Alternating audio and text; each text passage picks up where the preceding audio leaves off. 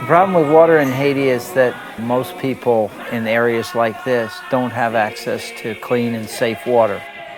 The problem in northwest Haiti, where we are now, is that most places you can drill 300 feet or 100 meters in the ground and it's as dry as this concrete right here. There isn't groundwater most places here. We're looking for the exceptional place, or we're trying to cap springs and run long pipelines so that everybody has water within, in a rural area. If you can get it within a kilometer of them, it really, really changes life.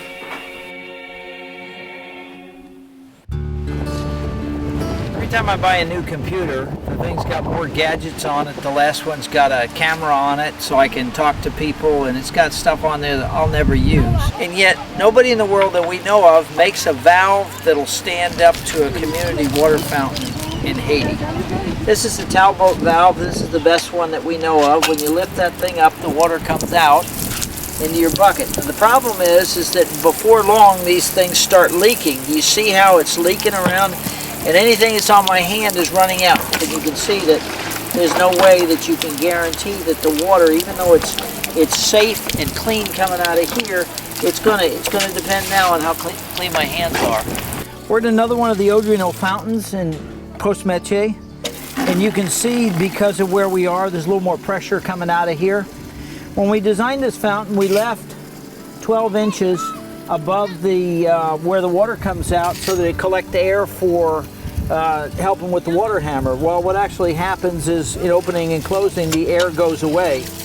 So what we do on the fountains where there's a higher pressure, instead of getting a pressure reduction valve, which is too complicated and they break and the calcium and stuff makes a mess of them here, is we get some racquetball balls and we unscrew the top here and we put 2 or 3 of them in here depending on how much pressure there is to help reduce the pressure, so that when she lets go of that, there's not this water hammer that goes over into the PVC pipe and breaks things. It's easy to design something complicated, but to get something that's simple and reliable and works, it's harder. This is what we've come up with after about 15 years of work. And we don't think it's the end-all for community fountains in the world, but it is a solution, and it's better than anything we can find, and it takes the advantages of the Talvo valve, which is a valve that's a self-closing valve, with some protection around it so that they can't get contaminated when they're getting the water. So all you got to do with this lever is just pull the lever up and hold it, and when you let go of it, it closes. But this is the piece that goes here, and you can see when you lift it up, it lifts the valve up. When you let go, that's the mechanism right there. The other thing that we need to talk about is the size of the hole.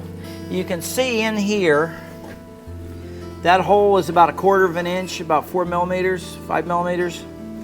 We make the holes on these as small as 1 millimeter or 1/16 of an inch, because if you have a lot of pressure, if you put a small hole in there, you limit the flow and you limit the pressure on it, especially if you have a broken valve. If you have a slower flow, if you have less pressure, you want a bigger hole, and if you don't have much pressure at all, you can drill the whole thing all the way out. So we vary the size of the hole in there depending on how much pressure we have for the fountain. And when we design a water system, we try and design a water system so that every fountain will have water with all the valves broken.